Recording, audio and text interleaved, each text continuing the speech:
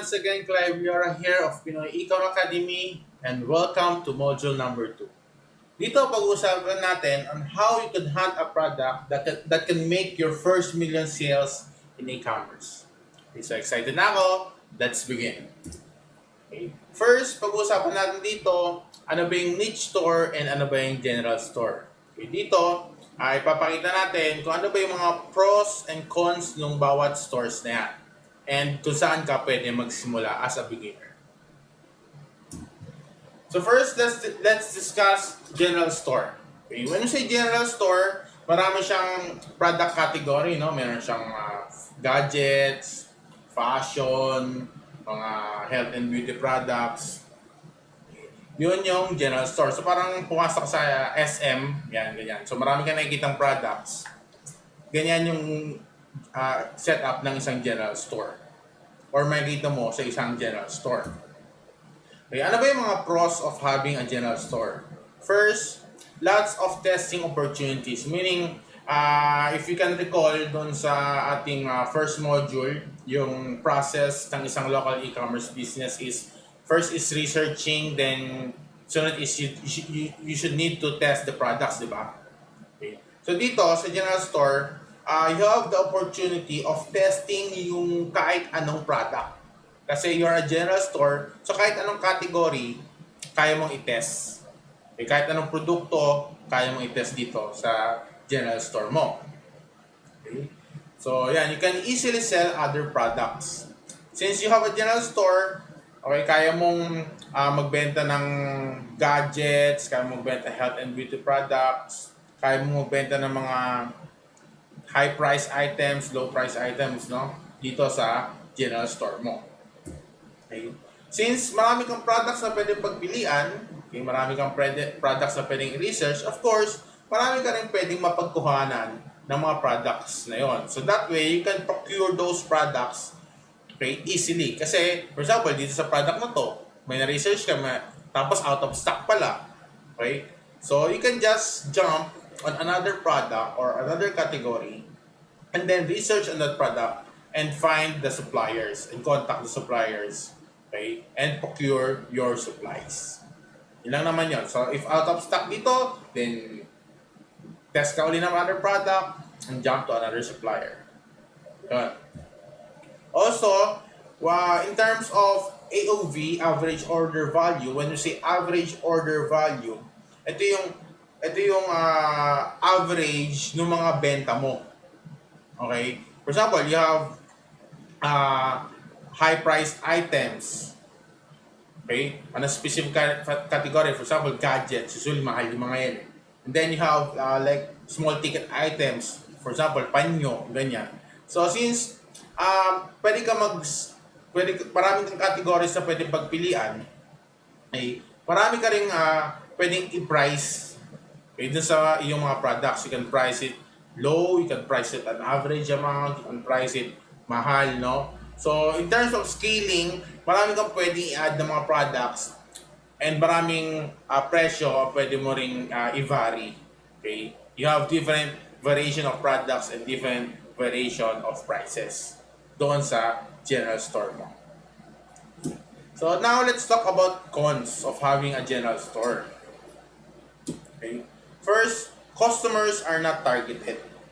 Okay, when you say targeted, meaning yung mga pupunta doon na mga customers is maaaring hindi sila interesado doon sa ibang category na meron ka. Okay, for example, yung isang customer, pumunta siya sa general store mo. Okay, and interesado lang siya sa mga products na electronics, example. So doon lang siya tumitingin. Okay? Ngayon, since kunyari out of stock yun, pwede siyang umalis kasi wala na siyang interest doon sa iba mong products. For example, pampaganda yung ibang products or pet accessories. So, mabilis siyang aalis sa store mo kasi out of stock yung isang product mo and hindi naman siya interesado doon sa iba mong products. Okay? Yun yung sinasabi natin na customers are not targeted. Okay? You will need to spend more advertising budget. Okay, so let's dig deeper into this. Okay, so when you have an e-commerce store, ang gagawin mo ngayon, for people to see your products doon sa store mo, you need to advertise yung product na yun. Okay, now, since you have different categories, okay, you need to spend advertising budget for, let's say, sa beauty. Okay, since you will be advertising yung products under beauty category, and then customers will go into your store kasi nakita nila yung advertisement mo, and interesado lang sila doon sa beauty category. So, most probably, hindi sila interesado or napaka-less yung chances na maging interesado sila doon sa ibang category na meron ka. In that way, para mo naman mabenta yung mga products mo on another category, kailangan mo na naman maglaan ng advertising budget for those products. Nakuha? Okay, so you'll be spending more budget for advertising since marami kang product category na kailangan ibenta. Okay. Of course, since you have different categories and marami kang categories dun sa iyong general store, you need to manage more inventories. Okay? For example, yung beauty product mo dun sa beauty category. So, syempre, kailangan mo procure ng mga products doon. Okay? Ngayon, since you have general store, hindi naman pwedeng ilang na may laman nun, okay, kailangan mo din mag-procure ng ibang pong products. Like for the electronics category or the pet accessories category or for the outdoor categories na meron ka. Okay? So, you need to manage more inventory para doon. Now, let's talk about niche store. When you say niche store, yung tindahan mo, yung may kita lang doon is for specific category lang. For example, kung watches yan, puro watches lang yung nakikita mo doon. Hindi mo pwedeng haluan yan ng cellphones. Okay? Sabi kung puro beauty products yan, beauty products lang dapat yung nandoon. Hindi mo pwedeng haluan yan ng mga bags. Ganyan. Kasi your store is designed and intended for a single category only. Kung nagbebenta ka ng puro pet accessories dyan, hindi ka pwede maghalo ng watches doon. Get my point? So yun yung niche store. So let's talk about the pros naman of having a niche store. Okay?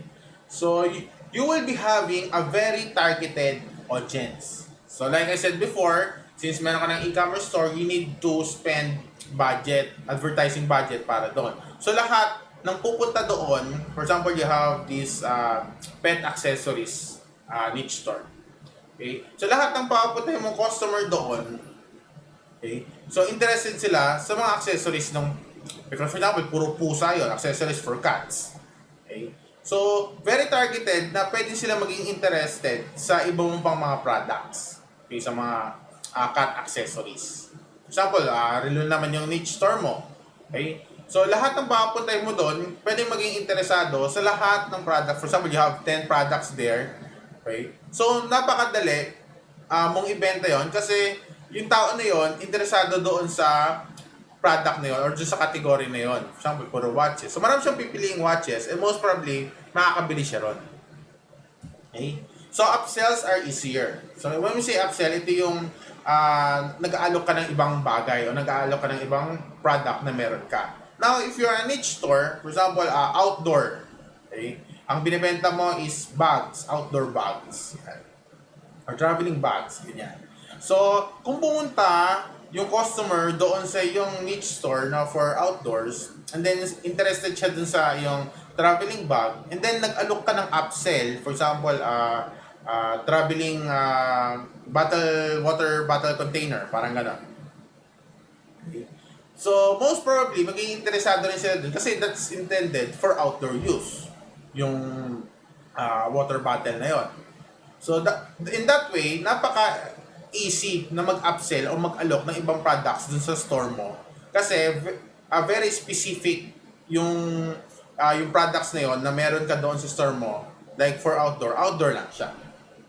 Okay? Now, you can dictate the price more easily through branding. Okay, guys. Branding is very powerful. Okay? Kapag na-brand mo ng tama ang iyong product, kayang-kaya mong ibenta to ng napakamahal. Okay, an example dyan yung coffee. We all know there's a very popular coffee shop, no? here international, no, dito sa Pilipinas, abroad, okay. There's a very popular coffee shop kung saan napakabahal ng kanilang kape pero maraming bumibili. Magkano lang naman yung kape, di ba? Because of the brand. Okay? Na-brand nila ng tama yung kanilang product. Another example is damit. Okay? We all know maraming mahal na damit. Okay? Ang tawag natin nun branded or minsan ang tawag natin nun imported na mga damit. Okay? So, ang mamahal ng mga damit na yon compared sa mga average stores na nagbebenta nun. Pero ano lang naman yun, same naman yung cotton yun, di ba? Yung tela. Pero because of the brand, nagiging mahal siya. Got my point? Same thing with the shoes. Shoes can range from 5,000, 13,000, even 20,000 pesos, no? But if you think, magkano lang naman yung puhunan to manufacture that shoes. But because of the brand, na ipipresyo ng company na yon yung shoes nila ng napakamahal. Okay? Okay? You can build an efficient list of subscriber. Now, if you have a niche store and while ordering, nagbibigay ng email, now you can build an efficient list of subscriber. Meaning, if you have 3,000 subscriber or if you have 3,000 emails na nakolekta doon sa mga orders mo, okay? For example, for the beauty category, beauty niche store yan, mag-send ka lang sa kanila ng email regarding beauty products, most probably merong kahit isa bibili doon. Ay ganun napakadali magbenta if you already build an efficient list of subscriber on a specific niche. Okay? Now, pag-usapan naman natin yung cons of having a niche store. Okay, since your niche is for a single category, you cannot test other interests. Meaning, like I said a while ago, if you're selling pet accessories, hindi ka pwede maglagay doon ng mga watches or pampaganda, no, sa store na yun. If you're selling electronics, hindi ka pwede maglagay ng mga ano doon, ng mga pampaganda, ganyan. Okay? So, it's very limited lang doon sa specific niche. Ngayon, now, also, since very specific siya sa mga product category, okay, limited din yung mga taong marireach mo. For example, there's a circle of people or customers.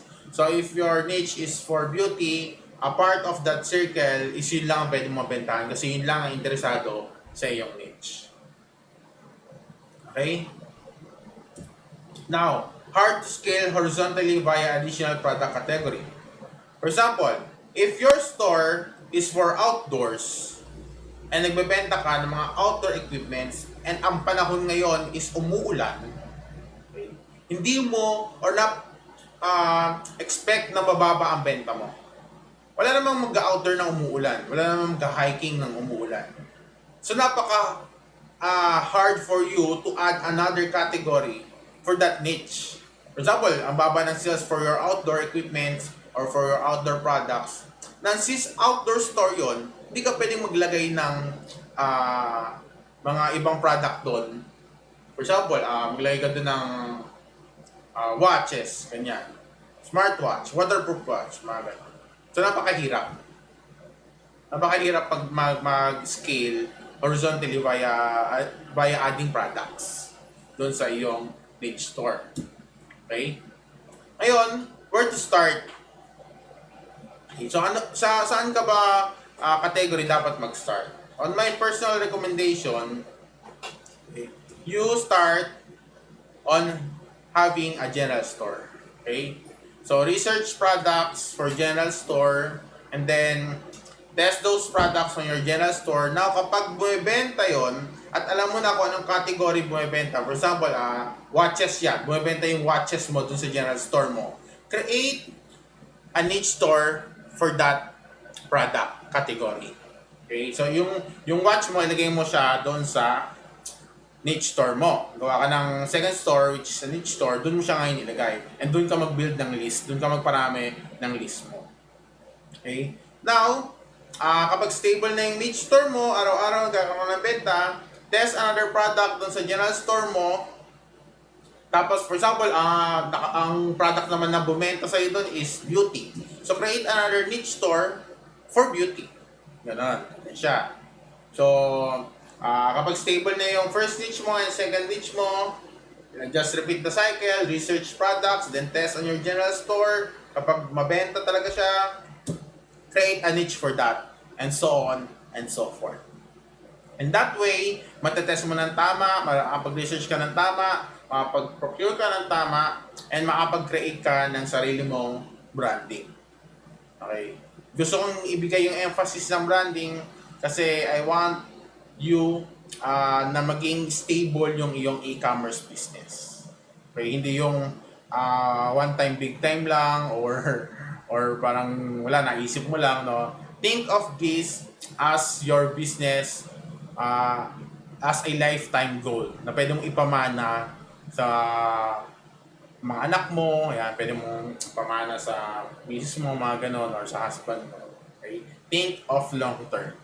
Okay?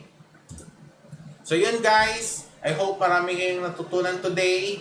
See you on the next module, because the next module, doon ko ipapakita kung paano ba mag-hunt ng mga items and kung saan ka pupunta para mag-research ng mga items and kung paano mo kontakin yung mga suppliers. Okay? So, excited ako para sa'yo. God bless.